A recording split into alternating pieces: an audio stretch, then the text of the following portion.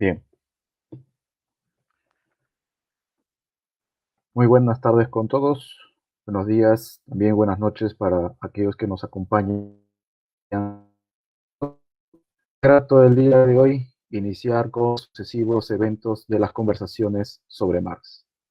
Este evento, llevado a cabo por el Grupo Polem hace 2 años, ha partido del ímpetu por generar en el medio nacional una discusión rigurosa en torno al pensamiento de Karl Heinrich Marx. El Grupo Polemos se ha formado desde 2010 en las aulas. Ha luchado también dentro y ha contribuido en el movimiento estudiantil, constantemente preocupado por aportar a nivel teórico y político. Fuimos desembarazando de los prejuicios de Manuel e iniciamos una serie de investigación en torno a Hegel, la primera generación de la Escuela de Frankfurt y la crítica del valor. Fueron esos pilares teóricos que nos llevó a realizar talleres sobre economía política, el capital, George Lukács, entre otros. Y también así congresos en torno a Marx, así como los coloquios sobre teoría crítica. 10 años en los que hemos intentado combatir teóricamente dos tendencias que en nuestro medio se presentaron. A menudo, la interpretación del pensamiento de Marx había pasado por el filtro de los manuales que, lejos de acercarnos a la movilidad de sus categorías, presentaban un bloque conceptual monolítico, presentándose así no un dogmatismo en el sentido mariatilliano, sino uno huérfano de rigurosidad. A pesar de ello, creemos que dichos acercamientos a Marx son superables a través de la lucha de ideas. Sin embargo, otras posiciones que se presentaban en nuestro medio eran aquellas que habían intentado catapultar y sellar a Marx como una crítica muerta. Si bien ya desde el siglo XIX, Babrek insinuaba que los presupuestos del capital estaban pasados de moda, que hace unas décadas la caída del bloque del Este significaba para los burgueses la caída también del pensamiento marxiano, en nuestro medio se llegó a una vulgarización de esa crítica a tal grado que las tesis que se oponían supuestamente a Marx eran en el fondo tesis que se oponían a los manuales marxistas. El panorama entonces era claro. Tanto por un lado como por el otro, era necesario incentivar un estudio intenso y serio en torno a Marx. Con dichos estudios, observamos que su crítica sea tan viva como el objeto de su crítica, pues mientras el núcleo del capitalismo siga sosteniéndose, el núcleo conceptual que Marx en el Capital tendrá su función avasalladora.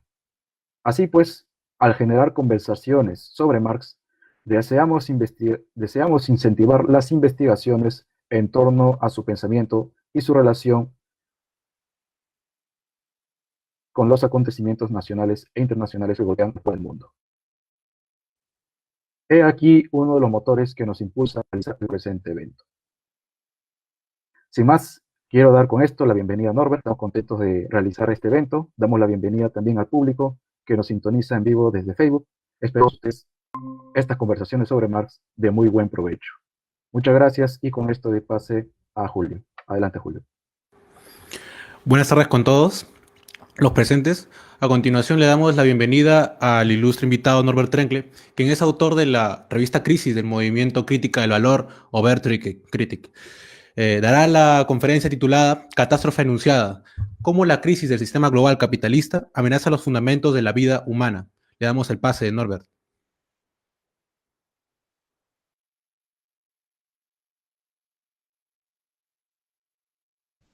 Bueno, aquí estoy. Bueno, muchas gracias por la invitación. Les agradezco mucho tener esa oportunidad de presentar algunas de nuestras posiciones aquí delante del público, un público en Latinoamérica, no solo en Latinoamérica, sí que hay gente de España también, de Europa también. Y es decir, que estamos en un evento internacional, creo que es algo que es, digamos, que se desarrolló positivamente, una de las pocas cosas de la crisis del COVID, que avanzamos mucho con eso de las conferencias internacionales por medio de video, ¿no? Y yo pienso que hay que aprovechar eso para interconectarnos mejor, para organizar discusiones transnacionales, una cosa muy importante y que me parece muy favorable. Bueno,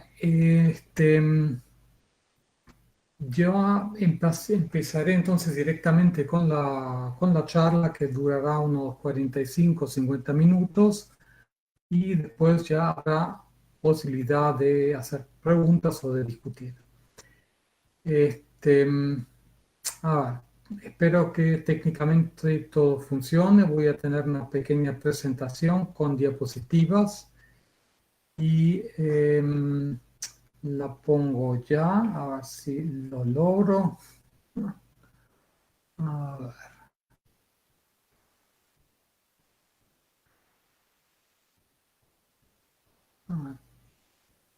aquí está. Bueno, aquí está. Bueno, como verán, por comenzar, cambié un poco el título. Llamé mi conferencia o mi charla Los límites del futuro sobre la crisis fundamental del modo de producción y de vida capitalista. Lo hice porque últimamente leí muchos comentarios sobre el catastrofismo y diciendo que es verdad, hay ciertas tendencias de un catastrofismo que llega en cierto modo, bloquear todo lo que es un pensamiento crítico o también una actitud crítica.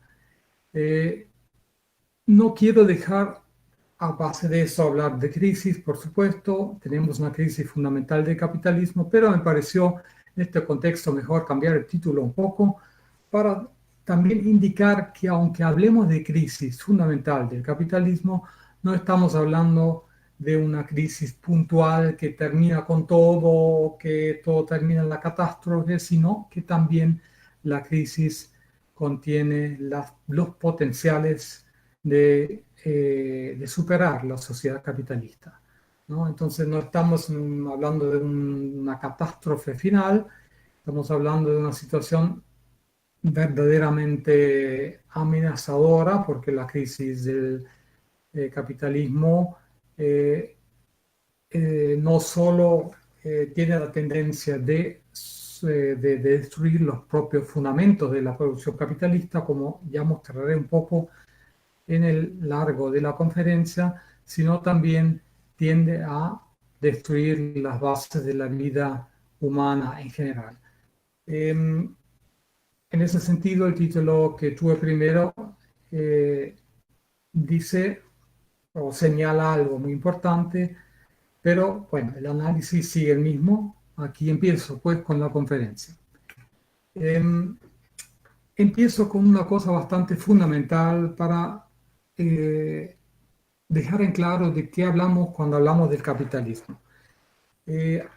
Hoy en día está muy de moda en Europa, sobre todo en Latinoamérica, me imagino que también, una crítica del capitalismo bastante recortada. Se hablaba del capitalismo, se habla de la crítica al capitalismo y cuando uno ya mira más de cerca, uno se da cuenta que se está hablando del capitalismo financiero, se está hablando de un capitalismo global y se está pensando en volver a un capitalismo nacional o cosas por el estilo. Entonces, es muy importante cuando hablamos de la crisis capitalista, cuando hablamos de una crítica al capitalismo, para comenzar, dejar en claro de qué hablamos, qué es lo que constituye, qué es lo que es la esencia o lo que es lo esencial que constituye el capitalismo. Bueno, dicho de un modo muy general, podemos decir que la base del capitalismo, en lo que el capitalismo se basa, es una fragmentación fundamental de la sociedad en individuos aislados, ¿no? Históricamente, Marx mismo ya describió eso y han habido muchos análisis sobre eso. Marx lo llama la acumulación primitiva, que en esencia tiene, o ¿qué pasa? Que es la acumulación primitiva. Por un lado se acumula capital y por el otro lado las personas que antes vivían en formas de producción y de vida, de formas de producción y de vida colectiva, ¿cómo se dice? Marx habla de la doble liberación. A veces me faltan un poco los términos en castellano porque no estoy muy acostumbrado a dar esas conferencias en castellano. Bueno, me disculpan por eso. Bueno, la doble liberación del trabajador, como lo llama Marx, que ya esas personas están libres de todos los medios de producción y están libres en el sentido de que están obligados a vender su fuerza de trabajo al capitalista. Eso es lo que enfoca Marx, pero sabemos que es más que eso. No es solamente la liberación o la producción del trabajador libre en el doble sentido, y por el otro lado la acumulación de capital para iniciar todo ese proceso del capitalismo, sino es una destrucción muy extensa de toda la forma de producción y de vida colectiva, y esa destrucción no ha terminado, continúa, ¿no? Es algo que acompaña al capitalismo en su proceso de imposición global, donde tenemos hasta hoy procesos de destrucción de las formas de vida, de producción y vida colectiva, ¿no? Entonces, históricamente y lógicamente, eso es la base del capitalismo. Producir individuos aislados que, claro, por un lado, tienen que vender su fuerza de trabajo, pero además de eso, más básicamente, están obligados a entrelazarse, a construir relaciones sociales por medio de mercancías, ¿no? Entonces, ¿qué pasa? Los individuos aislados, de alguna forma, tienen que establecer relaciones entre sí y lo hacen, hablando de un modo muy fundamental, lo hacen persiguiendo sus intereses particulares uno en contra de los otros, ¿no? Entonces tenemos básicamente una competencia entre individuos aislados, y esta que es una competencia que al mismo tiempo constituye la sociedad, ¿no? Es una forma contradictoria de constituir la sociedad, porque la sociedad se constituye en forma privada. La socialidad es producida en forma privada, no es una contradicción fundamental. Y esto solo es posible porque las personas se entrelazan o establecen sus relaciones a través de la producción y del intercambio de mercancías, ¿no? Eso incluye también que las relaciones sociales toman una forma, se reifican, es decir, toman forma se cosifican, como se puede decir también, se cosifican, y como tales relaciones cosificadas empiezan a dominar la sociedad, ¿no? Entonces, pero lo que quiero poner aquí el enfoque es la contradicción básica de la socialidad producida en forma privada. Entonces, ¿qué significa eso además de la producción de mercancías? Significa que hay una cierta actividad social que es básica, es central, y esa actividad social es el trabajo. El trabajo y la producción de mercancías,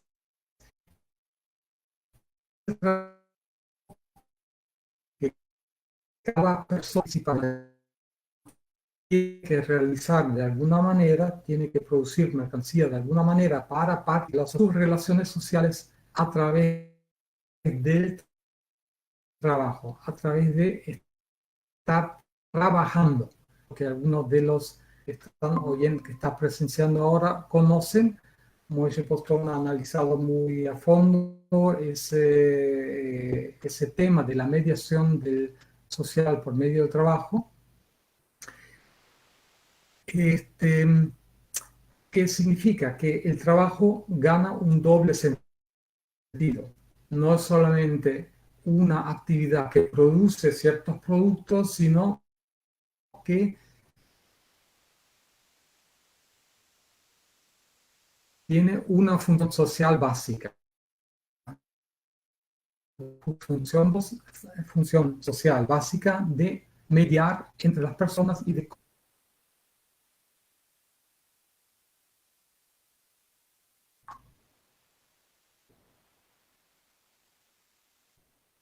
Digo esto porque sabemos que en la sociedad capitalista el trabajo no solamente en sentido económico, sino también en sentido moral, ético, ¿no? Que una persona que no trabaja no vale, no tiene un valor social, ¿no? Es decir, que las personas ganan su valor tanto en un sentido económico como en un sentido moral por medio del trabajo. Y esto es una característica específica de la sociedad capitalista, ¿no? Es algo que se confunde mucho. Normalmente, sobre todo el marxismo tradicional, pero en general toda la ideología de la sociedad burguesa, tiene tiende a ontologizar el trabajo, es decir, que ver el trabajo como la base de la sociedad, de cualquier sociedad en cualquier época histórica. La mediación social que tiene esa función específica eh,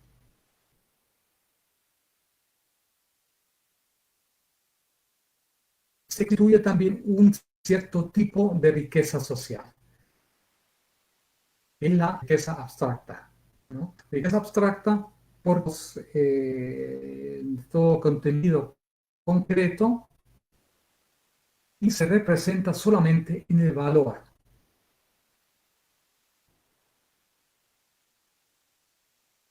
El valor de las mercancías son producidas por el trabajo privado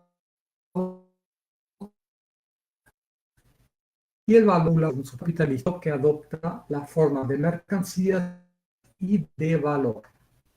Todo lo demás, el medio ambiente intacto, relaciones humanas, actividades de cuidado en la esfera privada, todo eso queda excluido y es degradado o destruido, incluso destruido, ¿no? Vamos a volver a eso más tarde cuando hablo de la crisis ecológica.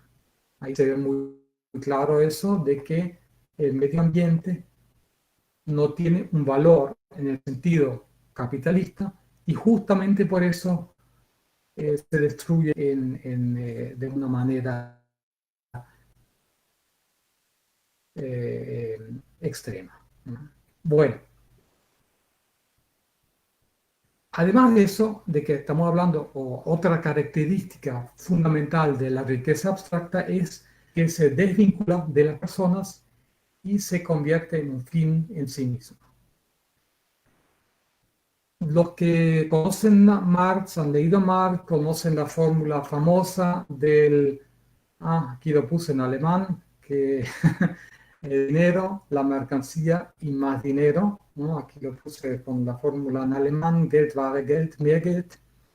El objetivo de la producción es el aumento del valor, ¿no? Una cierta suma de valor es convertido en mercancías, se producen mercancías para después sacar más valor. La esencia de la crisis capitalista fundamental. ¿Qué más? Bueno, el capitalismo obedece a una dinámica históricamente específica. En general, cuando hablo de capitalismo, siempre hablo de una sociedad específica, de que tiene una característica específica que difiere de todas las sociedades anteriores. Claro que hay, no todo es diferente en el capitalismo que en otras sociedades, ¿no? Pero hay algunas características fundamentales que difieren al capitalismo de todas las otras sociedades que han existido.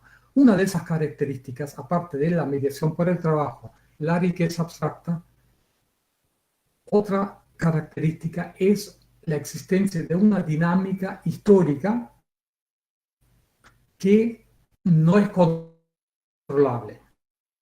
No se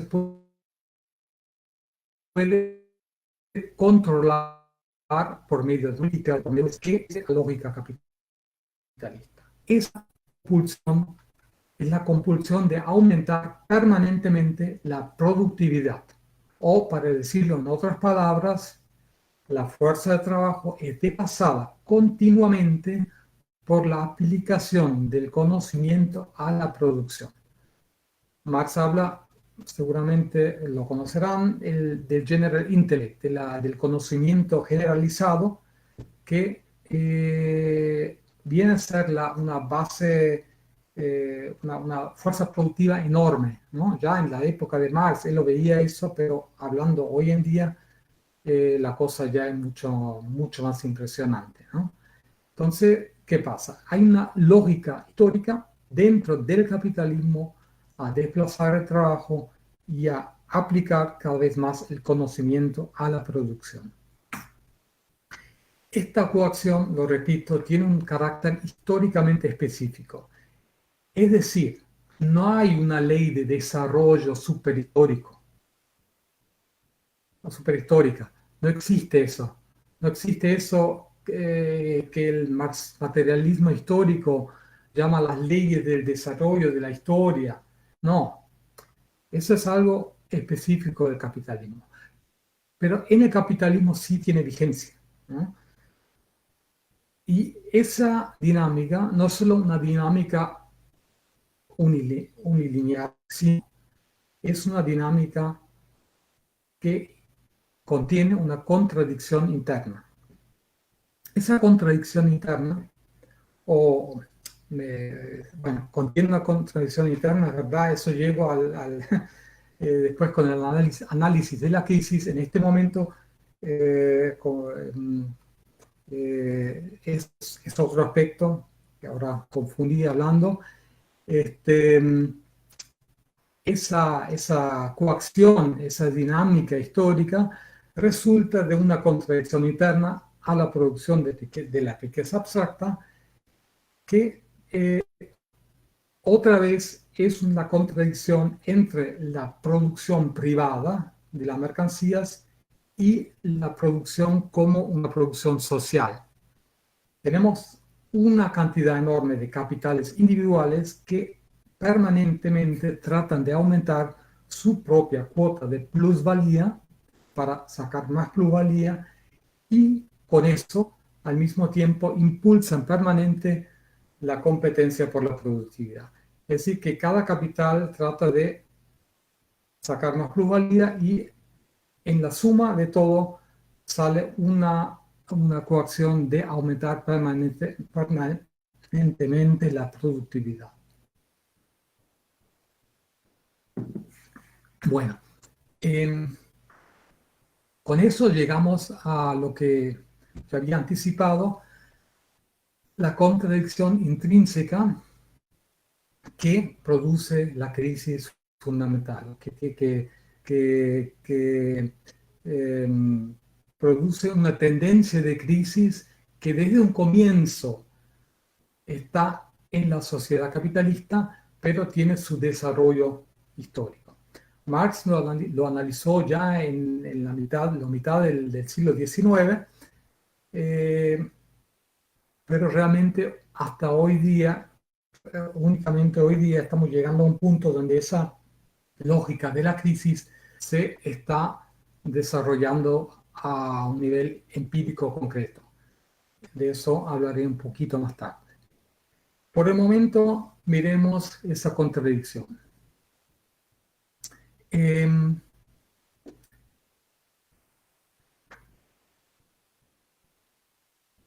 caso de que la coacción aumenta permanente la productividad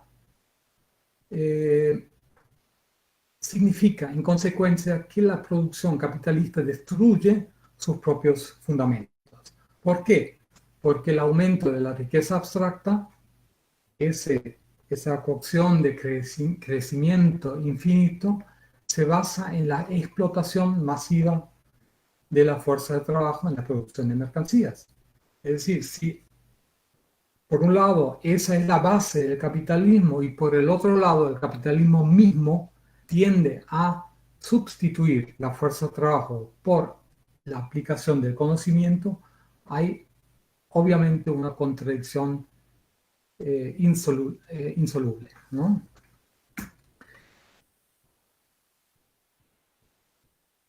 Es decir, y aquí estamos pues ya con un saltito llegando a la actualidad, ¿no? Saltando de lo que dije de un análisis más fundamental a lo que son los últimos 30, 40 años. Estamos haciendo el salto hacia la tercera revolución industrial, que define, o se puede decir que es una ruptura cualitativa en la historia del desarrollo de las fuerzas productivas. ¿Por qué? La tercera revolución industrial conduce a un desplazamiento absoluto de la fuerza de trabajo, ¿no? Grandes sectores de producción fordista de repente son automatizados. Anteriormente fordistas, ahora son automatizados casi completamente, y esa fuerza de trabajo es reemplazada por la dominación, la predominación del General Intellect, del conocimiento como fuerza productiva, representado, por supuesto, en la digitalización, en la informatización, en todo lo que se llama las tecnologías de informática y de comunicación. Como consecuencia de eso, los fundamentos de la valorización del capital resultan irremediablemente socavados, ¿no? La fuerza de trabajo es desplazada de forma absoluta del sector de producción, y esto desencadena una crisis estructural fundamental. Estamos hablando aquí de un punto de los años 1970-1980, donde terminó el boom histórico fordista y se inició la tercera revolución industrial. En esa época tuvimos una situación sobre todo en la metrópolis capitalista, de un desempleo masivo, de un discurso que decía: la crisis esta no se puede resolver. No se puede resolver porque no sabemos dónde ocupar toda esa gente que está ahí sin trabajo, ¿no? Y no se puede resolver porque el capital no encuentra esferas o posibilidades de seguir acumulando.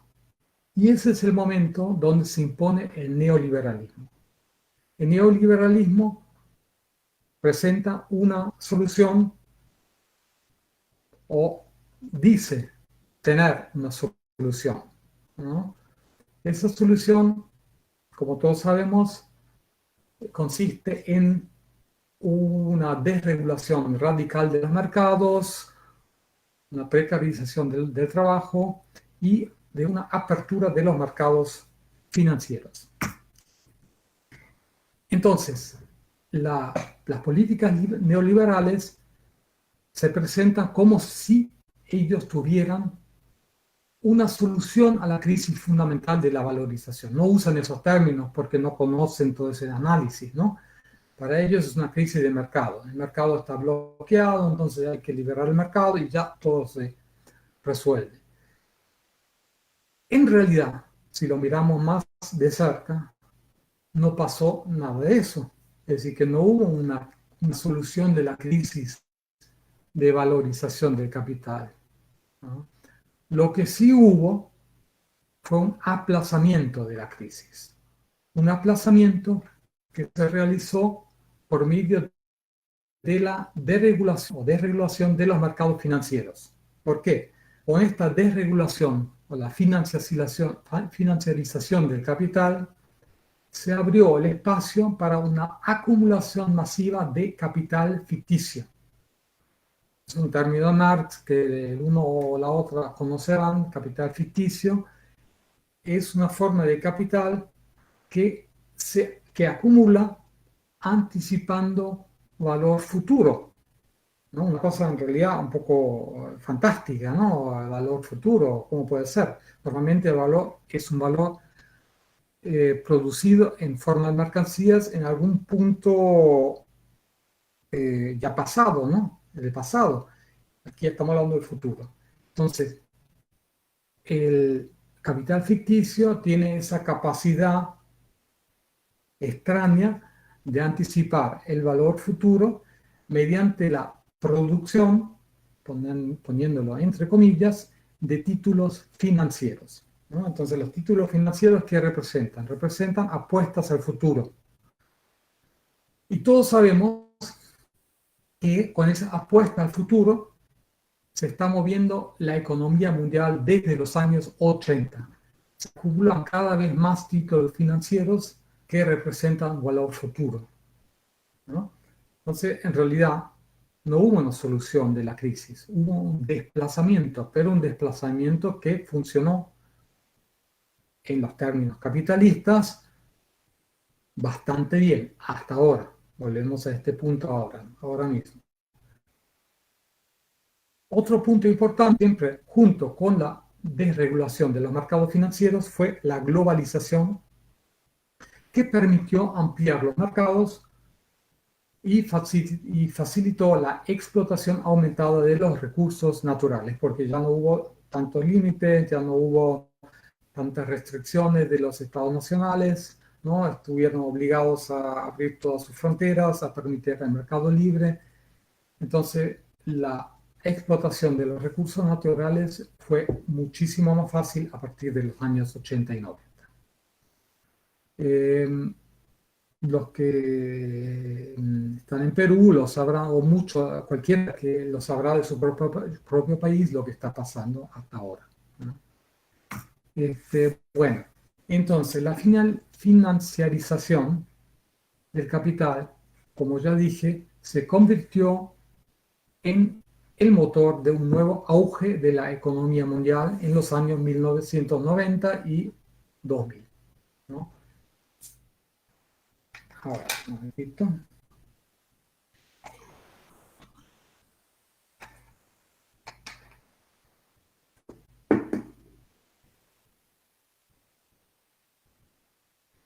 Es decir, no se puede negar que hubo un auge de la economía mundial, incluso un auge o un boom económico en países que antes eran periféricos, como la India, como por un tiempo Brasil, como sobre todo la China, que llegaron a ser, eh, bueno, um, llegaron a entrar al mercado mundial y en el caso de China se han convertido en una de las economías más, o la economía más grande hoy ya del mundo, ¿no? Entonces, todo eso a base de la financiarización del capital. Eso se puede demostrar empíricamente también. No lo voy a seguir hoy a menudo, más detalladamente, porque si no, estamos toda la noche, ¿no? Entonces, no. Nada más para remarcar eso. Todo el boom que tuvimos desde los años 90 se basa en la financiarización del capital y se puede ver claramente el aumento de los títulos financieros en los mercados financieros. Van paso a paso con ese auge económico, ¿no? Pero, claro, las consecuencias de eso son fatales, o han sido fatales y son fatales hasta hoy, porque toda la economía depende de los mercados financieros, todos los estados, toda actividad económica está sometida inmediatamente al mercado mundial y por consecuencia se da una amplia precarización de las condiciones de vida y de trabajo y una extrema división de la sociedad en ricos y pobres. Eso, claro, soy consciente de que en países periféricos esa división de la sociedad siempre se ha dado. A mí, según sé, se ha incluso ya ha aumentado muchísimo más. Sobre todo se dio esto en los países centrales, en las metrópolis capitalistas, donde hasta los años 70 hubo una cierta, bueno, una relativación, o sea, relativado esa división de la sociedad en ricos y pobres, y desde entonces ha aumentado muchísimo, ¿no? Entonces, eso va mano a mano, ¿cómo se dice? Eh, Al ritmo de la financiarización del capital, donde la acumulación del capital ya no depende de la fuerza de trabajo como como lo que es esencial, ¿no? Claro que sigue habiendo explotación de la fuerza de trabajo, pero lo que da dinámica a la acumulación del capital. Eso sucede en los mercados financieros, es decir, que el capital se ha independizado de gran manera de la fuerza de trabajo, y eso llevó a esa autonomización del capital, que a la mayoría de la población mundial, que no tiene otra cosa que vender que su fuerza de trabajo, está en una posición extremadamente débil delante del capital, ¿no? Porque el capital ya no depende, o depende muy poco, de la fuerza de trabajo. Bueno, claro, que además sabemos todos que la crisis no desapareció, sino que se ha desplazado a los mercados financieros, y que tuvimos desde los años 80, 90 una serie de crisis financieras muy graves y recurrentes en muchos países y a nivel global también. Bueno, otra cosa o otro aspecto de la crisis fundamental, por supuesto, es la crisis ecológica. La crisis ecológica también es inherente, es intrínseca a la producción capitalista. Es decir, que la producción de riqueza abstracta, esa riqueza específica del capitalismo, la producción de riqueza abstracta conduce inevitablemente a la crisis ecológica. ¿Por qué? Lo primero está bastante claro: la coacción a una acumulación infinita, la coacción a crecimiento, como se dice, esa coacción es incompatible con la limitación de los recursos naturales. Es decir, que el mundo natural es limitado, no es infinito, ¿no? El capital tiende a ser infinito. Entonces, esto es una contradicción insoluble. Ahí ya está dado eh, la destrucción inevitable de las bases naturales de la vida. Otro aspecto muy importante es que la producción de las mercancías es producción privada, como ya dije, producción privada que al mismo tiempo es producción para la sociedad. Pero esa producción privada se basa en la externalización de los costes a la naturaleza. Es decir, que el productor privado lo que hace, los costes que tiene, son los que se producen dentro de su empresa, dentro de su fábrica, lo que sea, ¿no? Todo lo que él puede externalizar no le cuesta nada, ¿no? Porque la naturaleza no tiene un valor en el sentido de riqueza abstracta, ¿no? Tiene un valor para la vida, para la vida humana, bueno, un valor en un sentido amplio, ¿no?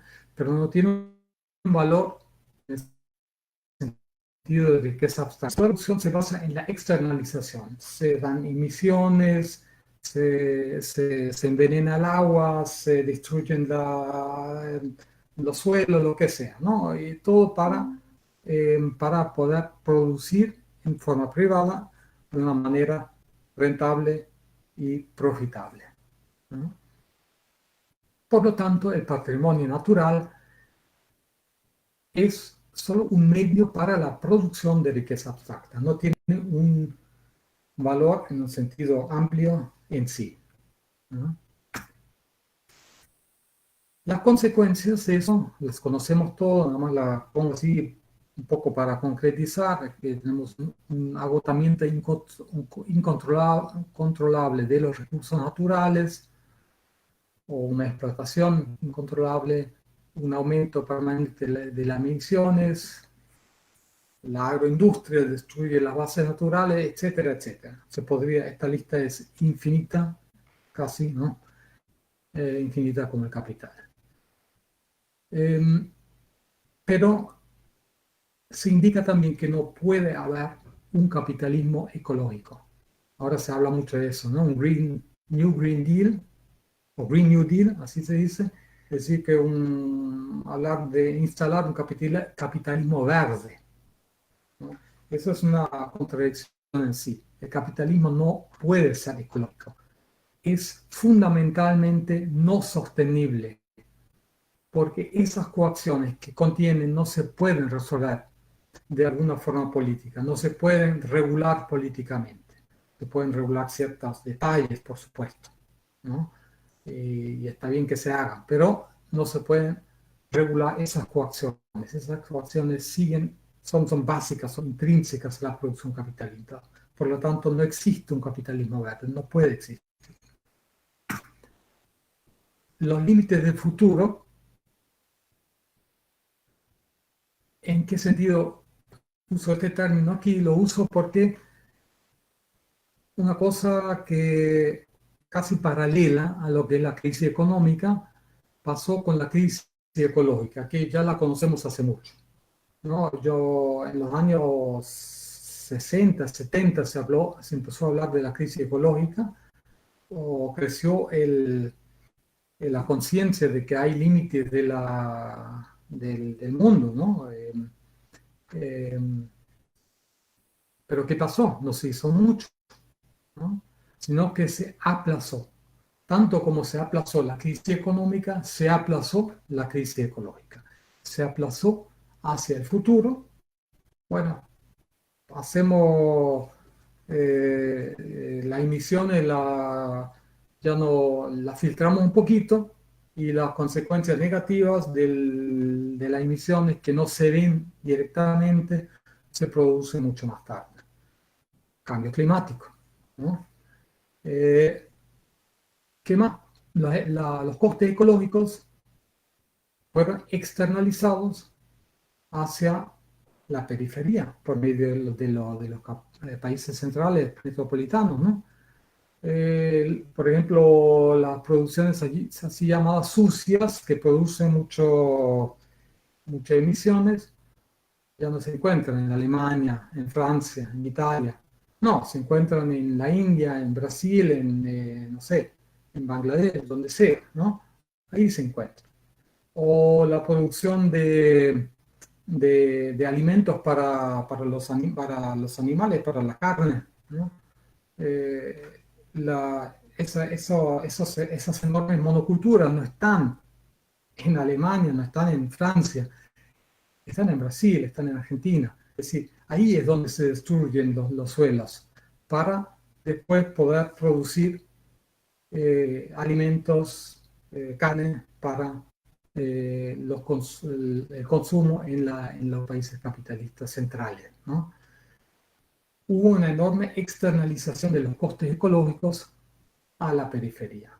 Y por supuesto una ofuscación ideológica diciendo que no, que el cambio climático no pasa, que las cosas no son tan malas, que hay soluciones, bueno, todo eso que conocemos. Pero esto en realidad funciona cada vez menos, ¿no? Este aplazamiento de la crisis no funciona ya porque ya no se puede negar de que los efectos del cambio climático, como la sequía, las inundaciones, el deshielo de los casquetes polares, todo eso no se puede negar. Incluso las consecuencias se sienten también en los países capitalistas centrales. Eso siempre pasa lo mismo. Cuando pasa en la periferia no se tematiza mucho, pero cuando las consecuencias se dan en las metrópolis, ahí todo ya la cosa cambia, ¿no? Entonces, ahora se están realmente dando esas consecuencias también acá, en Alemania, en Inglaterra, en Francia, bueno, en Estados Unidos, donde sea. Este, tampoco se puede negar no solo lo que es el cambio climático, ¿no? Sino que otros desastres ecológicos que se han tematizado mucho en los últimos tiempos, en los últimos 2, 3 años sobre todo, por causa del movimiento ecológico, ecologista que surgió hace unos años, ¿no? El movimiento contra el cambio climático. Entonces se está tematizando mucho la erosión de los suelos, la pérdida de la biodiversidad, el agotamiento de las aguas potables, bueno, todo eso. Y además es bastante sabido, se ha tematizado mucho que el COVID-19 es también una consecuencia de la destrucción de los espacios naturales. Es decir, que no es una cosa que vino, que cayó del cielo, no es una cosa de la naturaleza que ocurrió y no hay remedio, sino que es una consecuencia clara de que cada vez hay menos espacios naturales, de que la producción capitalista avanza cada vez más a lo que son los restos de los espacios naturales. Hay una constelación en donde animales y seres humanos viven muy, muy apretados y ahí pasan esas mutaciones, ¿no? Sabemos eso, hay bastantes análisis que muestran eso. Entonces, ya no se puede negar eso, ¿no? Es decir, el aplazamiento de la crisis funciona cada vez menos. Entonces, resumo y llego casi al fin. ¿De qué crisis estamos hablando? Estamos hablando de una crisis del modo de producción y de vida capitalista que toca sus límites históricos. Toca sus límites históricos porque está sujeto a una dinámica inherente de autodestrucción, ¿no? Y no solo la autodestrucción, porque entonces podría decir, bueno, que el capitalismo se destruya. Bueno, no. El problema es que somos todos parte del capitalismo. El capitalismo es un sistema global. Entonces, si se autodestruye, nos destruye a nosotros también, ¿no? Destruye las bases de la vida. No quiero ser catastrofista. Hay salida de eso. Pero se ve claramente que hay una tendencia a destruir bases de la vida humana, en parte irrecuperables, en otra parte, es decir, un proceso que dura, que no es un colapso repentino, sino es todo un proceso de crisis, pero ese proceso de crisis se vuelve cada vez más destructivo. Entonces, no puedo analizar muy a fondo lo que podría ser una transformación social en el sentido emancipativo. Pero quiero al menos indicar algunos puntitos. Primero, tenemos que ser conscientes que ante la crisis fundamental, las respuestas tradicionales de la izquierda han fracasado completamente, ¿no? Porque la izquierda tradicional siempre se ha orientado al Estado, que el Estado resuelva las cosas de alguna forma, ¿no? Estatización de las empresas, regulación, bueno, lo que sea. Pero el Estado no puede resolver la crisis, porque esa crisis es una crisis fundamental, inherente a la lógica capitalista, y el Estado puede regular ciertas cosas, pero forma parte de la lógica capitalista y por lo tanto no la puede superar el Estado mismo. Por eso el nacionalismo de la izquierda, que está surgiendo mucho en muchos países, o casi todos los países, tiene un carácter regresivo. Quiere regresar a una situación de los años 60, 70, que se idealiza porque no fue tan buena la regulación en esa época tampoco, ¿no? Pero se está idealizando bastante. Entonces quiere volver a ese estadio, a ese periodo histórico, pero no es posible. Las bases para eso no existen más. Entonces, ¿qué pasa? Resulta, al final, el nacionalismo de izquierda resulta como cualquier nacionalismo en una política de identidad colectiva, de exclusiones y finalmente se desarrolla o invoca regímenes autoritarios. Eso no es solución, es parte del problema. Entonces, se necesita obviamente una nueva perspectiva de emancipación social que se está empezando a discutir. Eso es lo bueno. Se está empezando a discutir. Aquí en Europa hay muchas discusiones sobre lo que puede ser una transformación social. Y quisiera solamente subrayar dos elementos centrales, que sería básico para una perspectiva de emancipación social hoy día, que sería la apropiación y la transformación de la riqueza social. Estuve hablando de la riqueza abstracta, ¿no? La riqueza abstracta es la riqueza representada solamente en el valor, que excluye casi todo lo que no es valor, que no solo la naturaleza, son las actividades de cuidado, son las relaciones personales, todo es excluido. Así que es un concepto de riqueza muy, muy estrecho, muy restringido. Entonces, ¿cuál es una de las tareas principales de un movimiento emancipativo a venir? Sería la transformación de la riqueza social. Abrir ese concepto o superar ese concepto restringido de riqueza abstracta y y abrirlo hacia un concepto de riqueza amplio, donde se incluye todo lo que es realmente la vida, ¿no? Pero eso, por supuesto, no es posible a base de la producción de mercancías y no es posible a base de un Estado regulador o burocrático, sino que requiere la construcción de una nueva sociedad basada en la cooperación libre y la autoorganización general, que por supuesto tiene que ser una sociedad transnacional, ¿no?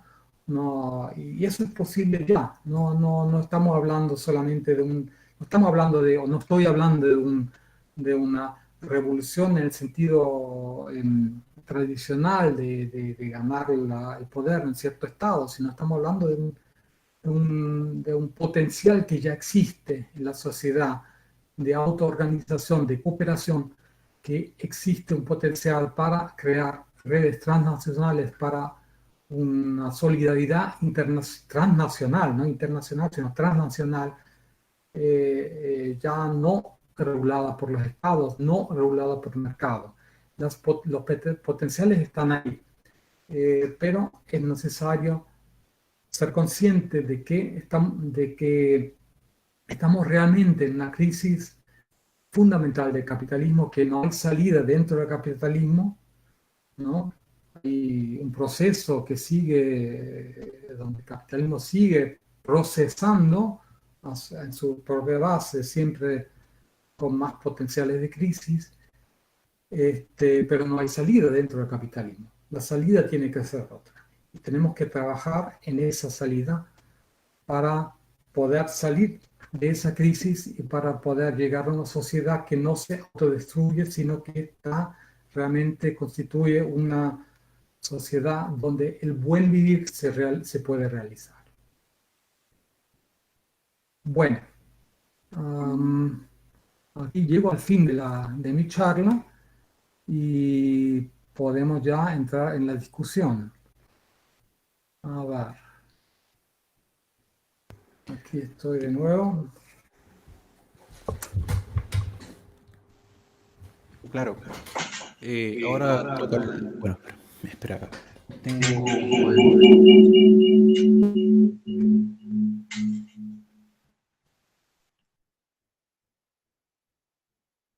Creo que ya está mejor. Ahora sí toca el turno de ir a las preguntas y empezamos con la pregunta de Javier Palomino. Dice, ¿existe alguna propuesta práctica en crisis para el estado de cosas que nos está llevando el capitalismo?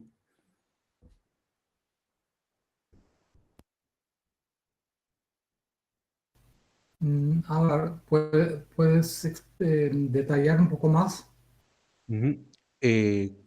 Bueno, se refiere a qué propuesta práctica hay en la revista Crisis, en esta institución, para afrontar el estado de cosas que nos está llevando el capitalismo. Nos dice alguna propuesta práctica en crisis, ¿no? Bueno, no sé, depende de qué nivel estamos hablando de práctica, porque sí lo que tenemos son reflexiones sobre posibles salidas que por supuesto se mueven a un nivel teórico, es decir, no a un nivel práctico de decir ya mañana podemos hacer esto y tal cosa, sino más bien estamos reflejando sobre, eh, últimamente sobre todo, hemos empezado a analizar más a fondo qué podría ser una transformación social en el día de hoy. Una transformación social que no sería, como ya dije antes, no puede tener el carácter de las revoluciones del siglo XX o del siglo XIX también, de ganar el poder en el Estado para después organizar la sociedad desde arriba, sino que tiene que ser una transformación desde abajo, una transformación donde ya en el proceso mismo de emancipación de los movimientos empieza a construir relaciones de vida y de producción solidarias, cooperativas y autoorganizadas, ¿no? En realidad, todo movimiento tiene eso, ¿no? Sabemos que todos los movimientos tienen ese carácter, ¿no? Pero tradicionalmente, ¿qué pasa? Los movimientos desarrollan su forma de autoorganización, su forma de cooperación, de comunicación entre sí, pero en el momento que ya ganan un cierto poder, entran en los parlamentos o dan el poder al Estado, de alguna forma. Se lo dan o el Estado mismo recurre al poder. Es decir, que todos los impulsos de autoorganización poco a poco se van bloqueando, ¿no? Eso es algo que pasó en todas las revoluciones que tuvimos, ¿no? Siempre hubo estos movimientos autoorganizados y siempre hubo partidos o el aparato estatal que de alguna forma después bloqueó esos intentos de autoorganización y las integró en la esfera política, ¿no? Entonces, hoy día tenemos otra situación, es decir, que lo que es necesario es justamente ser conscientes de que son estos potenciales de autoorganización que son lo esencial, ¿no? Y porque hoy día tratar de entrar en el Estado para realizar un Estado social o algo así, como lo han hecho el movimiento obrero en Europa o también parcialmente en países periféricos, eso no tiene futuro, ¿no? Está el campo político, hay que luchar en el campo político porque el Estado es una instancia importante que administra un montón de recursos, que hace las leyes, que tiene el aparato represivo, es decir, que hay la necesidad de luchar en el campo político, pero no para ganar en el campo político, sino para sacar los recursos del campo político y, digamos, transformarlos en medios para una sociedad autoorganizada. Eso lo digo a un nivel bastante abstracto, soy consciente de eso, hay que profundizar eso, pero más o menos para indicar una dirección en la que estamos pensando. Está bien. Y bueno, tienen otra pregunta de parte de Alex.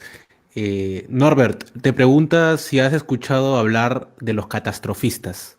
Ellos sostienen que los desastres naturales aceleran las condiciones para que se dé una revolución. Adentrándonos en el contexto de la pandemia del COVID-19, ¿crees que esta sería una premisa que adquiera una validez? No, justamente por eso al principio dije que cambié el título, porque realmente, sí, últimamente leí mucho de los catastrofistas y hay una crítica que me parece sensata, decir que justamente el catastrofismo de la forma, por ejemplo, catastrofismo ecológico, que ahora está muy en auge, bloquea iniciativas prácticas. Es decir, que la reacción muchas veces es no se puede hacer nada, que la cosa se va al diablo, entonces ¿qué hacemos? Trato de encontrar una solución individual, de esconderme en alguna parte, de no sé qué, ¿no? De, a nivel nacional, en los países centrales europeos que tienen la perspectiva de cerrar las fronteras, no dejar entrar a nadie, ¿no? Para de alguna forma rescatarse por algún tiempo de la crisis, ¿no? Entonces el catastrofismo es más bien, para mí, creo que más bien es una cosa, una consecuencia puede ser bastante negativa si se pronuncia de esa forma. Por el otro lado, me parece importante analizar claramente que estamos realmente en una situación catastrófica en el sentido que no hay salida dentro del capitalismo. Hay que ser consciente de eso, ¿no? Pero decir eso no es igual a catastrofismo, no es lo mismo, ¿no? Aunque a nosotros muchas veces nos culpan de catastrofismo, ¿no? Conozco mucho esa crítica. Bueno, Juan Pablo nos formula la siguiente pregunta. Dice, primero, felicitar a Norbert Trenkle por su buen manejo en el español. Pregunta, acerca de la imposibilidad del capitalismo ecológico, ¿no puede llegar a ser una necesidad del capital la preservación del medio ambiente? Así como el capital debe preservar la fuerza de trabajo, pues anularía contra sus intereses de igual modo. ¿No llegaría un momento en que el capitalismo se vea obligado a volverse ecológico para garantizar sus objetivos de acumulación? Eh, bueno, visto desde un punto, si concebimos el capitalismo como un sistema racional manejado por un sujeto, entonces esa sería más o menos la lógica que debería seguir el capitalismo, es decir, una lógica de autosustentación. Pero lo que pasa es que no existe ese sujeto. El capitalismo, justamente una característica esencial es que tiene se ha desvinculado de las personas y, y persigue obedece a una lógica bueno, automatizada en el sentido de el fin en sí mismo, ¿no? Así que hay una dinámica incontrolable por la política. Claro que la política siempre ha tratado, al menos en los países centrales, de controlar de alguna forma la destrucción ecológica, ¿no? Así que han habido muchas leyes para conservar el ambiente en países como Alemania, como Francia, bueno, países europeos sobre todo, pero en otros países también. Incluso ciertas cosas se han prohibido, se han controlado, se han mejorado. Por ejemplo, en Alemania las aguas de los ríos son mucho más limpias ahora que hace 40 años, ¿no? Es decir, que hay cosas que han mejorado, pero esas son cosas superficiales. Lo básico, toda esa externalización de los costes, es algo que es inherente al capitalismo, que la política no puede resolver.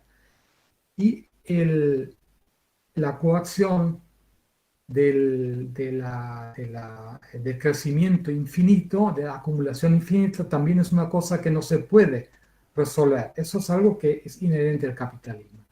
Entonces, ¿qué pasa con el capitalismo verde hoy? Tomamos el automóvil, ¿no? Hay un cambio del automóvil a base de gasolina al automóvil eléctrico. Pero eso no es una solución ecológica. Eso nada más significa que, bueno, se extraerá menos petróleo. Bueno, ya se está acabando de todas maneras, pero habrá otros recursos o hay otros recursos naturales que se necesitan para manejar esa automovilización eléctrica.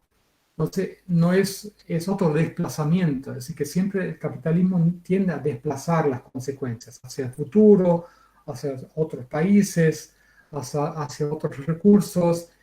Es una cosa bastante continua de desplazar las consecuencias de su propia autodestrucción.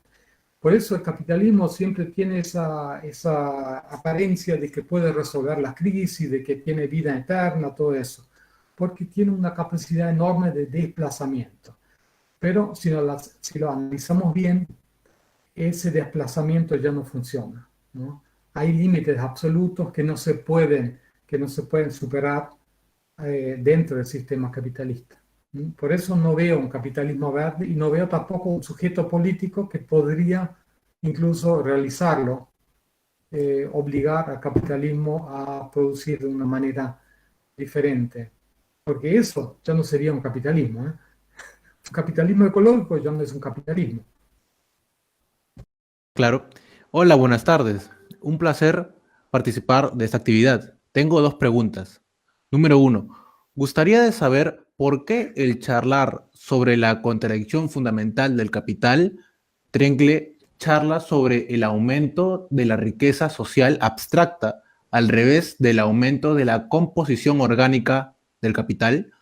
A mí me parece que esa diferencia terminológica de énfasis a los elementos distintos del límite lógico del capital, gustaría que sea posible que Trencle charlase sobre eso. No sé si ha sido una buena traducción, pero bueno, podría responder, doctor Trencle.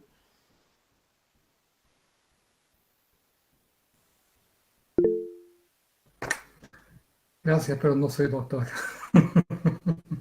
Sí, también, es como estuve en portugués un poco, tuvimos No, ese dime. inconveniente. Eh, Bueno, otra eh, pregunta. Dice, ¿qué cambio representa la consideración de un recurso natural como el agua como una mercancía? Repito la pregunta. ¿Qué cambio representa la consideración de un recurso natural como el agua como una mercancía en el marco de las reflexiones presentadas? Ujú.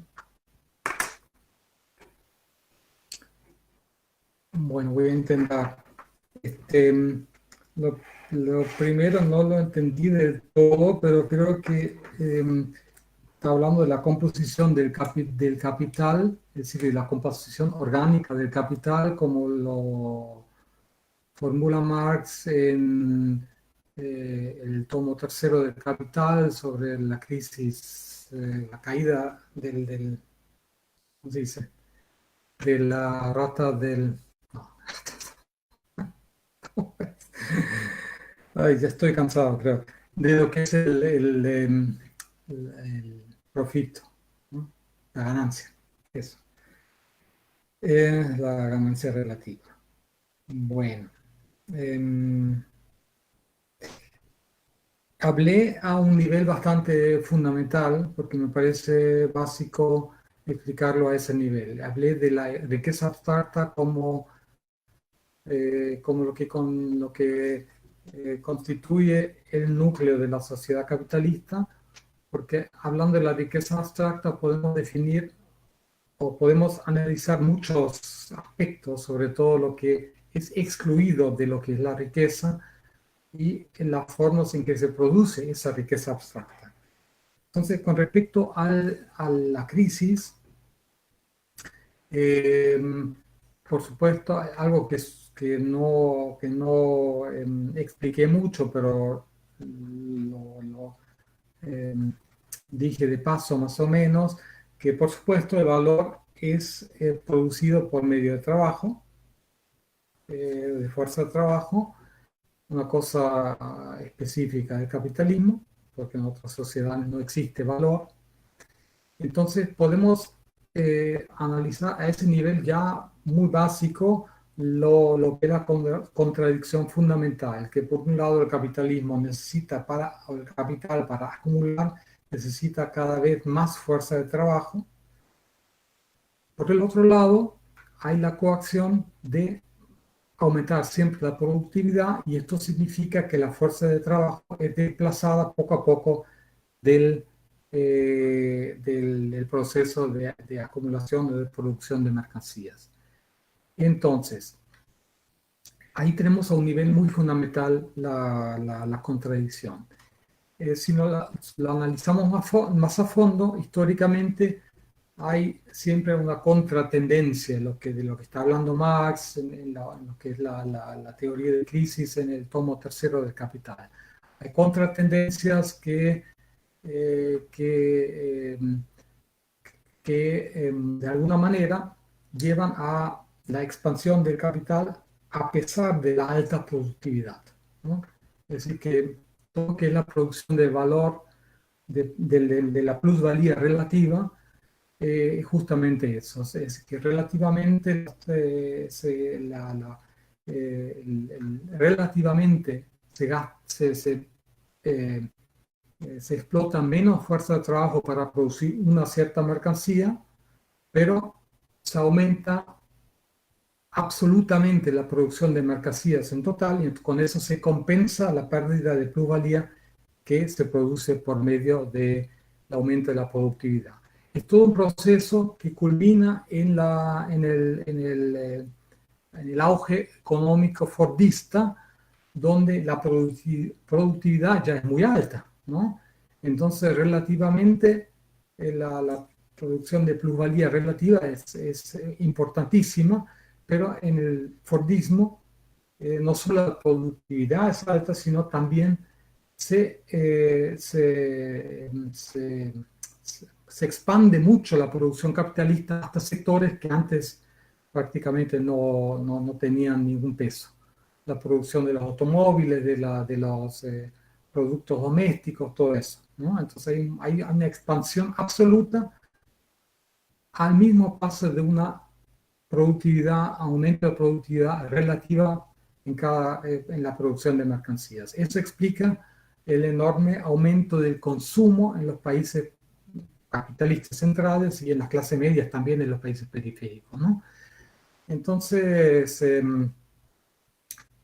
¿qué pasa? Con la tercera revolución industrial, esa compensación, esas contratendencias ya no tienen ese peso, ¿no? Porque la tercera revolución industrial es tan fundamental en un cambio de la fuerza de productividad hacia el conocimiento que hay un desplazamiento absoluto de la fuerza de trabajo. Es decir, que esa teoría de crisis que yo estoy hablando no es la del tercer tomo del Capital, sino es el de los contras. Ahí Marx analiza ese tema, habla de una parte bastante corta, habla de una crisis fundamental que llega en el momento en que la productividad es tan alta que absolutamente la fuerza de trabajo ya no tiene peso en la acumulación del capital. Por eso estoy hablando, estoy insistiendo en este punto, no hablo de una relación, de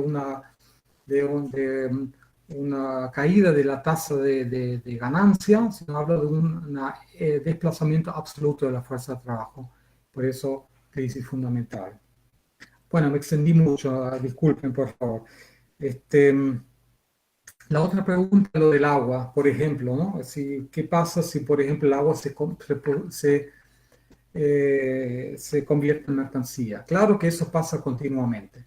Los recursos naturales son convertidos en mercancía, pero son ciertos recursos naturales, por supuesto. Esto no niega la destrucción de las bases naturales, sino todo lo contrario, ¿no? En el momento en que el agua o el aluminio o el hierro, lo que sea, el carbón, todo eso se convierte en mercancía, justamente eso lleva a una destrucción más amplia de las bases naturales y al mismo tiempo tiene como consecuencia una exclusión de todas las personas que no tienen acceso a esas mercancías porque no tienen el dinero necesario, ¿no? Por eso,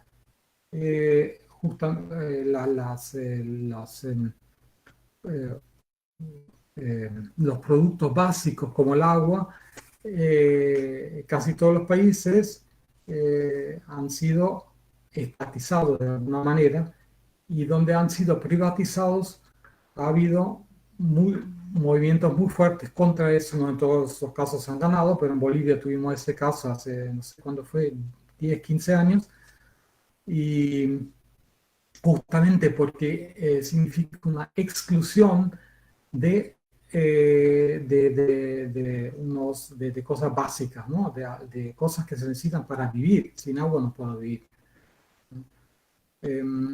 Pero claro, el capitalismo tiende a convertir todo en mercancía, pero esto no significa que, o esto va mano a mano con la continuada destrucción de las bases naturales, porque no todas las bases, no todas las bases naturales se convierten en mercancías. Son siempre algunas cosas que son convertidos y el resto queda fuera.